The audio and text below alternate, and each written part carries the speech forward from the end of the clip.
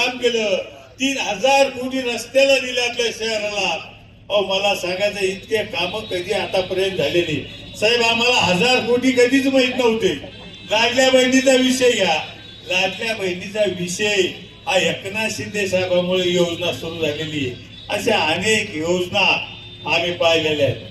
मला सांगायचं की आपण मुख्यमंत्री उभाटाचा पाहिला, ज्यावेळेस उभाटाचे मुख्यमंत्री होते राजू भाऊ आणि आम्ही आणि उदय भाऊ, आम्ही कॅबिनेटला जायचो. मी तुमच्या आशीर्वादानं कॅबिनेट मंत्री होतो आणि आम्हाला वाटायचं आता आमचे मुख्यमंत्री आम्हाला भेटते, आम्ही प्रश्न मांडू. आम्ही DMIC मधला विषय असेल, पाण्याचा प्रश्न असेल, रस्त्याचा प्रश्न असेल, आम्हाला असं वाटायचं की आता आम्ही उभाटाच्या मुख्यमंत्र्यांना भेटू, त्यांना बोलू, त्यांना काम सांगू. पण आम्हाला निरोप यायचा, आम्ही कॅबिनेट मध्ये बसायचो आणि आम्हाला निरोप यायचा की आता मुख्यमंत्री ऑनलाईन येणार. काय येणार मुख्यमंत्री? ऑनलाईन येणार. टीव्ही चालू झाली का मुख्यमंत्री ऑनलाईन यायचे. आता मला असं वाटायचं किंवा मुख्यमंत्री आम्हाला भेटते, पण मुख्यमंत्री आम्हाला ऑनलाईन शिवाय भेटले नाही. मी तुम्हाला खोटं बोलत नाही. आम्ही फक्त 2.5 वर्षात मुख्यमंत्री आम्हाला 4-5 वेळेस भेटले. किती? आणि 4-5 वेळेस कॅबिनेटला आले आणि आम्हाला वाटायचं आता मुख्यमंत्री आता कॅबिन मध्ये बसते, आम्ही पत्र देऊ, आम्ही काम सांगू. आम्ही त्यांच्याकडे जायचो, कॅबिनेट संपली का ते दुसऱ्या दारात जायचे. मला सांगा असा मुख्यमंत्री आपल्याला भेटला. ऑनलाईन मुख्यमंत्र्याला आम्ही पाहायचो, टीव्ही बंद झाली का ऑफलाईन व्हायचे, काय काम. असा मुख्यमंत्री आम्ही 2.5 वर्ष पाहिला आणि आता सांगतात की आम्ही हे काम करू, आम्ही ते काम करू. अरे मला सांगा, हे काम करू शकले नाही तुम्ही आणि आज तुम्ही वल्गना करता कामाच्या. 2.5 वर्ष तुम्ही पाणी देऊ शकले नाही, त्या योजनेला चालना देऊ शकले नाही. उभाटाला इथं घागर मोर्चा काढला, यांच्या मोर्चाला ऊन आलं नाही. ही परिस्थिती यांची झाली साहेब. असे अनेक विषय सांगासारखे. मला सांगा, हा उद्योग मंत्री होता सुभाष देसाई, उभाटाचा उद्योग मंत्री होता. हा फक्त विमानाने यायचा आणि रामा हाटलीत थांबायचा, सकाळी यायचा, संध्याकाळी बॅग घेऊन जायचा. मी खोटं बोलत नाही, रात्र झालेली मी आयुष्यात. आणि आम्ही कधी रामामध्ये जायचो आणि त्यांना भेटायचो, साहेब आम्हाला भेटायचं, पण त्यांचे PS सांगायचे होते कामासाठी एक होते का काय हेच कळत.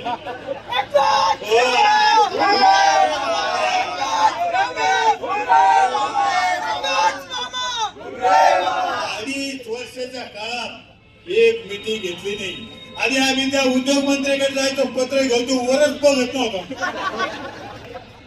आम्ही त्यांना पत्र द्यायचो, ते बघतच नव्हता, बोलतच नव्हता. मला सांगा, जो मंत्री बघत नाही, बोलत नाही, तो काय काम करतो.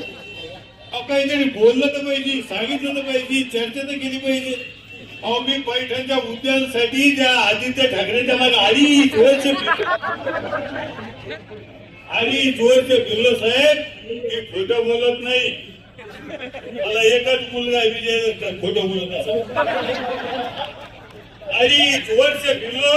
मी त्या आदित्य ठाकरेकडे जायचो, त्याला सांगायचं, मी बोलायचं जय महाराष्ट्र, नुसतं जय महाराष्ट्रानं पुढे चालू. तो 2.5 वर्ष मला बोलला नाही. मी पत्र दिले, पण उद्यानानं त्याच्या पत्रात माझ्या सही केली नाही.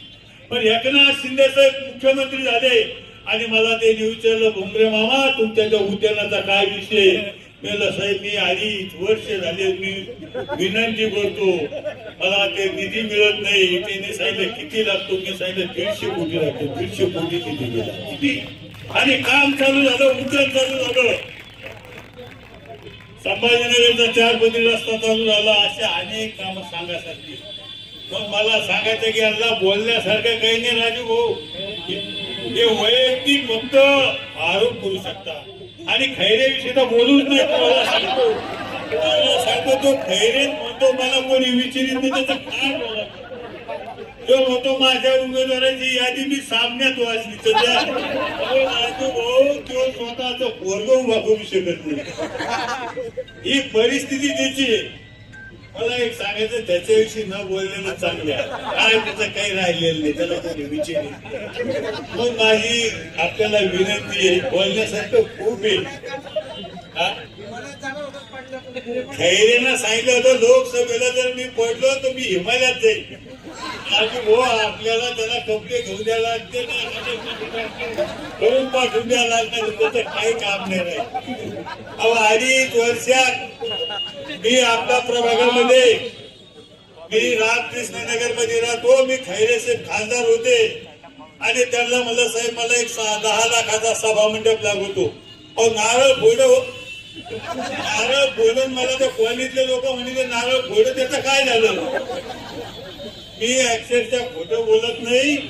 मी ज्यावेळेस मंत्री झालो आणि त्यावेळेस एकनाथ शिंदे साहेबांनी मला निधी दिला आणि त्या 1 कोटी निधी दिला एकनाथ शिंदे साहेबांनी आणि ते काम केलं.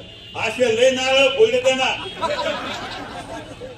साहेब. हा इथे नुसतं टोकऱ्यामारी घालतो तो, निव्वळ भोंदू उभारणारा माणूस होय.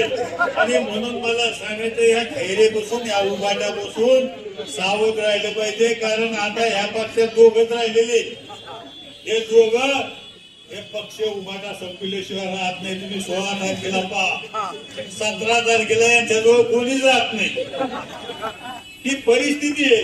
म्हणून आता साहेब बोलणार आहे, खूप काही बोलताय. तर मी ग्रामीण भागातला माणूस आहे, मला कॅबिनेट मंत्री केलं एकनाथ शिंदे साहेबांना.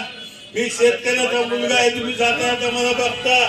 आणि मला खातं दिलं, कोणतं शेतकऱ्याचं खातं दिलं, कोणतं दिलं? रोजगार आणि फलोत्पादन. आपण सगळे ग्रामीण भागातले या खात्याला मी 10 रुपयाला आणण्याचं काम मी केलं. 10 रुपयाला आणण्याचं काम केलं. बोलण्यासारखं खूप आहे, पण साहेबाला जायचंय, अजून सभा घ्यायची आहे.